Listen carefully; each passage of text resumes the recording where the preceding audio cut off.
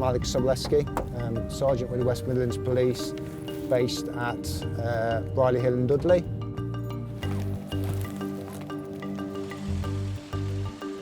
A large part of my work is around the people trafficking operations that we do.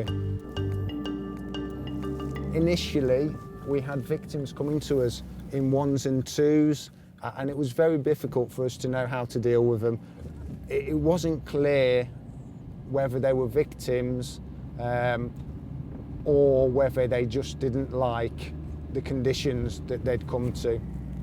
When you look at West Mids, we're looking more at the factories, whether it's recycling plants, factories that make food.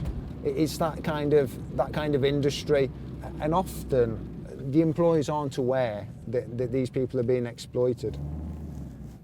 Wages will get paid into the worker's account. That worker will have no control over that account. They'll have no control over their bank cards, and somebody will come and draw that money for them and give them a cut, and it's usually a very small cut of what they've earned for that week.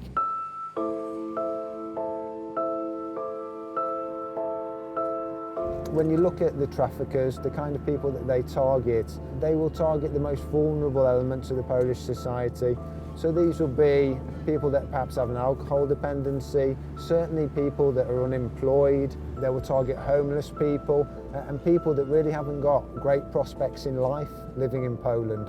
So they will bring these people over, and I suppose that's why some of them don't see themselves as victims, but they'll see that the life over here, however hard and bad it is better than it is in Poland.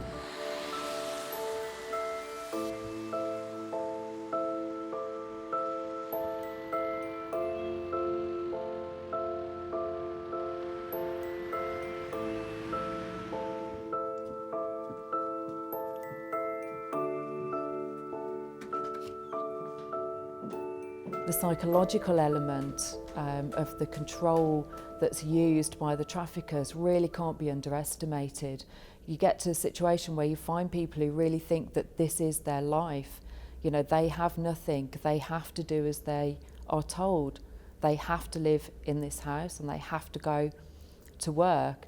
And if they only get £10 for working 60 hours that week, well, then that's life, and that's what they have to put up with.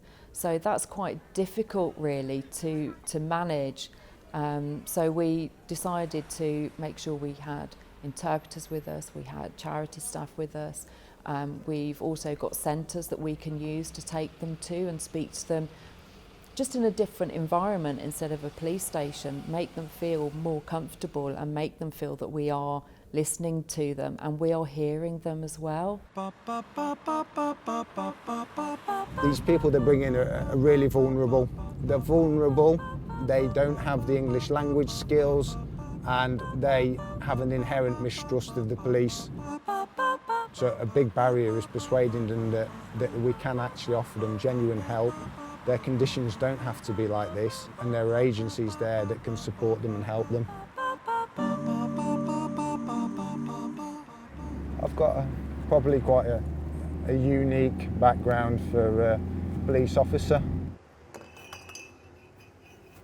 Związane z tym zniewolnictwem, I was brought up in Poland until the age of 7, went to school here, and I just settled and stayed in England.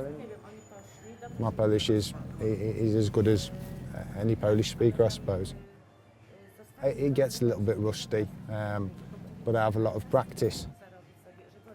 In Poland, you wouldn't strike up a conversation with a policeman, whereas here she's finding it funny that we can have a chat, and I'm not asking her for anything.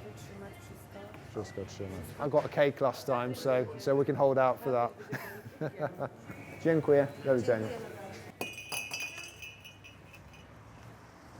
We're obviously speaking about the Polish community and people trafficking. I'm guessing the exact same issues exist in the Romanian community.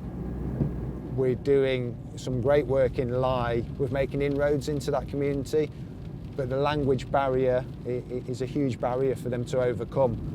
A Romanian-speaking officer would be a massive bonus in this area. It's a real blend of communities on Brierley Hill. And now you've got the Afghan Iraqi community, which is establishing itself in Brierley Hill. I'm sure they have exactly the same issues as all the other established communities, but perhaps it's one that we find it difficult to get into, to speak to them, to find out what those issues are.